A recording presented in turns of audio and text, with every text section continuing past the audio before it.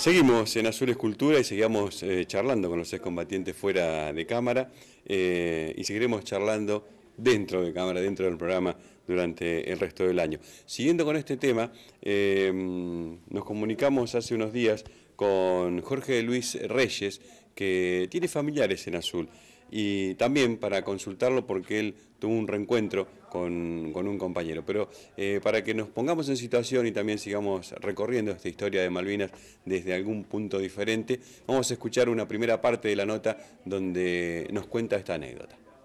Bueno, cuénteme un poco, ¿usted de dónde es oriundo? ¿Dónde está viviendo ahora? ¿Dónde vivía en ese momento de la Guerra de Malvinas? Yo soy de Buenos Aires. Ajá. Es más, ahora estoy en Buenos Aires. Tengo un hijo viviendo en Azul, Braulio, que aprovecho para mandarle saludos. Muchos amigos allá. Mirá, no sabía. Y en el momento de la guerra yo estaba en la base Mar del Plata. Estaba destinado en la base aérea militar Mar del Plata. Ajá. Yo pertenecía a la Fuerza Aérea, era teniente en ese momento. Ajá. Bueno, cuando se recuperan las Islas Malvinas, el 5 de abril, a mí me llega la orden de ir a la defensa del aeropuerto. ¿De qué aeropuerto? El del aeropuerto de Malvinas, Ajá. en las Islas Malvinas, con la sí. tercera batería antiaérea. Porque la Fuerza Aérea tiene un personal destacado a la defensa de sus aeropuertos. Entonces se veía que el aeropuerto de Malvinas iba a ser un punto estratégico de mantenerlo en operaciones para tanto las operaciones militares de transporte, de abastecimientos y demás. Entonces la defensa del aeropuerto era responsabilidad de la Fuerza Aérea también. Claro. O sea que ustedes se enteran también de la guerra muy sobre el pucho, digamos, muy sobre el 2 de abril, o ya más o menos tenían alguna idea, alguna noticia por estar allí en la base Mar del Plata. No, yo me enteré el mismo 2 de abril, ese día a la mañana cuando nos levantamos a desayunar, nos enteramos por los soldados que ya se habían recuperado las Malvinas y pusimos la radio. No había, hasta ese momento no teníamos ni idea. Ajá. Qué bárbaro. Bueno. A partir de ahí sí empezó todo lo que era el preparativo y nos llega la orden el día 4 de abril del día siguiente, el 5, de trasladarnos al aeropuerto de Malvinas, ¿no? Ajá.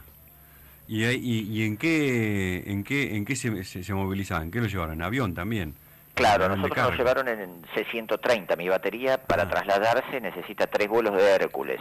Ajá. Así que en 3 vuelos de Hércules es un ejercicio que teníamos en ese momento, bueno, muy preparado, muy ejercitado, y por eso lo hicimos bastante rápido, ¿no? En 3 vuelos ya estábamos allá. Claro, o sea, para llevar todos los elementos, la gente y todo eso. Claro, teníamos que llevar la gente, la munición, los cañones, todos los equipos, la ropa. Es algo que se practica, ¿no? Permanentemente se practicaba. Bueno, pero ¿qué era lo que charlaban entre ustedes así cuando reciben esa noticia y que de pronto tenían que ir a un frente de guerra? ¿Qué pasaba ahí? Claro, la sorpresa fue total. Nosotros desde un principio no teníamos claro si íbamos por una semana, un mes, tampoco teníamos claro si iba a producir un enfrentamiento armado. Íbamos en realidad la idea era en una semana a lo mejor volvernos, ¿no? Ah, claro. Entonces,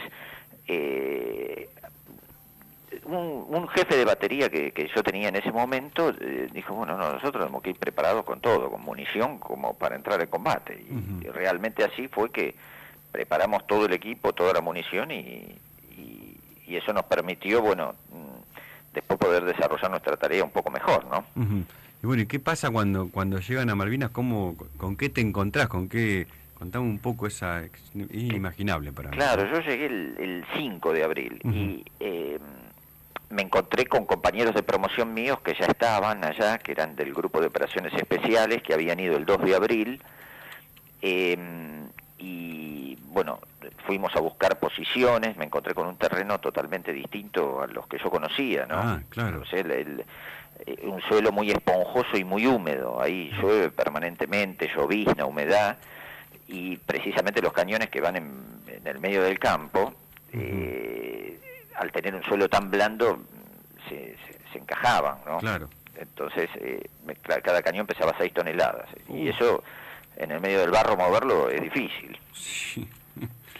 Bueno, empezamos a luchar un poco con el clima y después a seguir por radio un poco como iban todas las gestiones diplomáticas que se hicieron en ese momento, hasta el momento del combate que empezó el 1 de mayo. Claro, te iba a preguntar eso, ¿cómo es la sensación de una persona antes de un combate? ¿Cómo es eso? ¿Qué pasa ahí?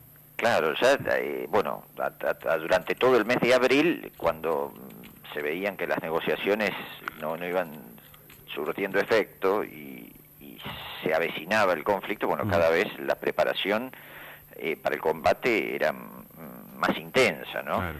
Y bueno, ya llega un momento cuando sabíamos que la flota estaba al alcance de tiro del aeropuerto, ya estábamos todos en guardia, con los turnos repartidos y demás, preparados para ese momento, que el primer ataque fue a las 4 de la mañana, 4:45 del 1 de mayo.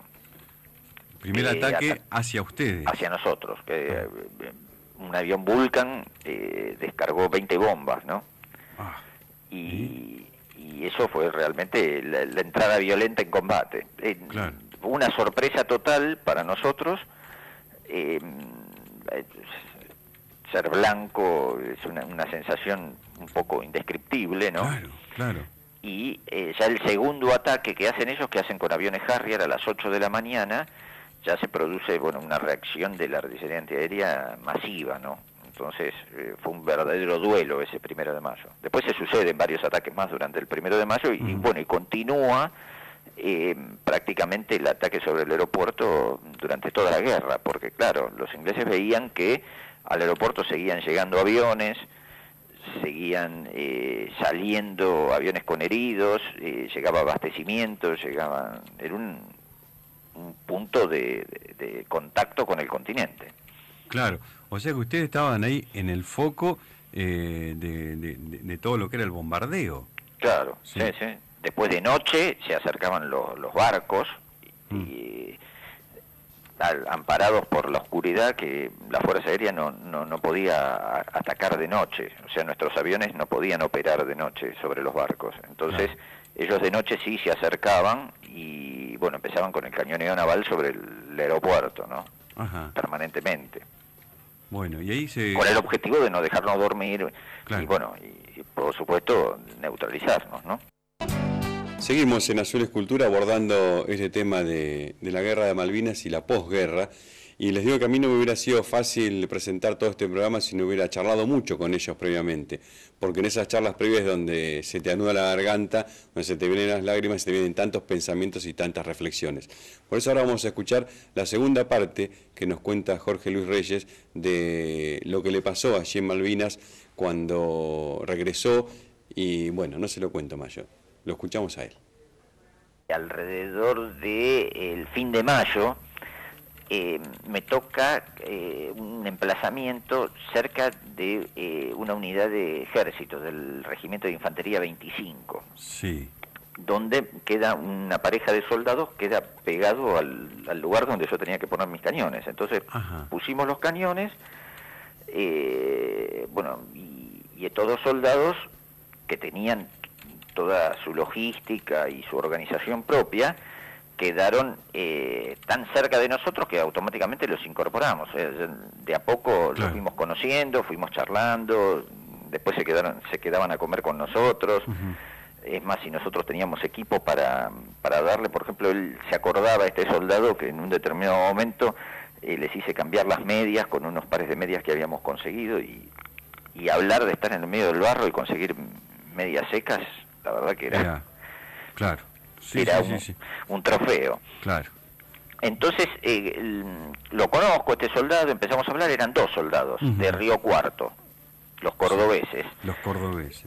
Y bueno, y los hacía practicar tiro para que tuvieran buena puntería en el momento que hiciera falta. Y bueno, y así de a poco se fue trabando una relación, ¿no?, con ellos. Y cuando llega el 12 de junio ya se está previendo el desenlace del combate. Ya los ingleses están a la vista y empieza un intercambio de fuego importante, ¿no? También sobre el aeropuerto. Ese día a mi batería y la posición donde estaba él, que estaba pegado a la mía, estuvimos bajo fuego todo el día. Y cuando estamos bajo fuego todo el día, uno de los ataques que nos hacen con misiles ya prenden fuego un lugar de depósito de combustible que teníamos nosotros, un depósito donde teníamos ropa y comida, y otro impacto pega en la posición de él, donde estaba él. Y ahí se le prende fuego el armamento que tenía, las cosas personales de él. A la tardecita recibe la orden de cambiar de posición y de ir a reforzar una línea que había cedido. Entonces el grupo de él tiene que desplazarse. Entonces viene a despedirse. Me dice, mira, la verdad no tengo nada para ir. Se me prendió fuego todo. Durante el combate del día. Y tenía que ir al frente ahí con... Claro, entonces él tenía que cambiar de posición, salir del aeropuerto e ir al combate en otro lugar. Y en ese movimiento, claro, él se le había prendido fuego todo en el combate. Entonces le doy el fusil, el casco, ¿no? Unos cargadores, y él me dice, mire, usted fue tan bueno conmigo que le quiero hacer un regalo, y me regala una estampita. Y le digo, mira, no, llévatela porque vos la vas a necesitar igual que yo. Dice, mire, tengo dos, así que le dejo una a usted. Bueno, entonces yo me quedé con una, nos dimos un abrazo, le digo, mira, cuando todo esto pase, te voy a ir a visitar a Río Cuarto y nos vamos a comer un asado. Sí, cómo no, venga. Qué bárbaro. La vamos a pasar bárbaro. Bueno, bárbaro. Y nos dimos un abrazo y no lo vi más. Ya, quedamos cada uno en su puesto de combate. Cuando termina la guerra, el 14, nos toman prisioneros y nos llevan a todos al aeropuerto. Todos los prisioneros de la isla nos llevan al aeropuerto, que es un lugar abierto grande y que ellos podían controlar, los ingleses, fácilmente, ¿no? ¿Cómo es cuando te toman prisionero, Jorge? ¿Cómo fue ese momento? Y la sensación es de un vaciamiento total. La verdad que hasta ese momento uno es totalmente responsable, ¿no? de todas las acciones y tiene la adrenalina al máximo. Claro. A partir de ese momento pasa a depender totalmente de otras personas, ¿no? Claro. Y el vaciamiento y la imagen de la derrota en un determinado momento, si yo lo tengo que graficar, en un determinado momento me subí con un amigo mío a una loma y veíamos todo el aeropuerto con todos los prisioneros y veías grupos que estaban desarmando pedazos de avión que había rotos para armar unas chapas y poder pasar la noche ahí abajo. Había fogatitas por todos lados y realmente veías que no había un espíritu que no fuera el de desazón, ¿no? Y el de vacío. ¿Los tienen ahí en el aeropuerto durante un par de días? ¿Cómo es esa parte de que llegan al aeropuerto? Claro, nos tuvieron en el aeropuerto hasta organizar un poco el tema de los prisioneros. Entonces yo lo empiezo a buscar a este soldado. Digo, a ver, ¿dónde estará? Y me imagino que va a ir a los lugares que él conocía, que era donde estábamos nosotros, porque él iba a volver a su posición, que sabía dónde estaban la ropa, la comida, el agua, y no lo encuentro. Y me encuentro con un amigo de él que estaban en la misma posición, el soldado Pizarro, y me dice, mire, a Víctor no lo busque más porque estábamos avanzando esa noche y una granada lo partió por la mitad. Bueno, cuando me dijo así, bueno, la verdad que me impactó, me choqueó, y bueno, me quedé con la idea, anoté, este chico había muerto, ¿no? Siempre me acordaba de él, yo escribí unas cosas, es más, ahora a mitad de abril va a salir un libro con esas cosas que yo escribí, ¿no? Y alguien que no fui yo las puso en Facebook, en internet, en un muro. A través de eso se disparó una serie de cosas. Un profesor de Caleta Olivia que leyó la historia, hizo unos comentarios y apareció un agente de Río Cuarto, un muchacho de Río Cuarto, Eber Moriena, que también fue soldado, que dice, no, pero yo lo conozco, Víctor no murió. Claro, cuando me llaman a mí para decirme que Víctor no había muerto, yo no lo podía creer. Digo, no puede ser. Si tenía el comentario de su compañero de que había muerto. Y bueno, tuve la oportunidad el año pasado de ir a visitarlo a Río Cuarto, donde nos recibieron bárbaro. Ahora, ¿qué había sucedido? Él avanza, ¿no? Y pierde a sus compañeros en esa noche, bajo fuego, ¿no? Se une a un grupo de 4 soldados que eran de otra unidad, y él va avanzando en el medio de esos 4 soldados. Cae una granada de mortero cerca de donde estaba ese grupo, y él ya no se acuerda más nada. Fallecieron los 4 soldados que estaban con él. Él se despierta el otro día con un dolor en la cintura. Una esquirla le pasa el fusil, los cargadores, se desvía y le roza sin tocarle los órganos, pero le roza el costado del cuerpo. Y eso es lo que lo ven caer sus compañeros, que por eso me habían dicho que falleció y una granada lo partió por la mitad. Y otra esquirla le pega en el frente del casco, le da vuelta por el casco y le queda en la nuca, que todavía tiene esa esquirla él. Y bueno, a él lo encuentran los ingleses, porque él queda como muerto.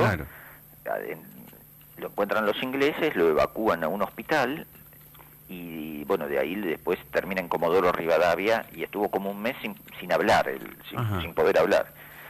También su unidad había perdido contacto con él, y también lo daban por muerto. O sea, recién al mes, cuando él recobra el habla y empieza a hablar y se empieza a recuperar, puede volver a su unidad. Ahí está. Y bueno, lo notable de todo esto es que cuando fuimos a Río Cuarto pudimos comernos el asado ese que nos habíamos prometido la última noche de combate. Qué bárbaro. Rodeados de nuestras familias. Sí. Qué bárbaro. Fue una sensación la verdad que muy linda este reencuentro.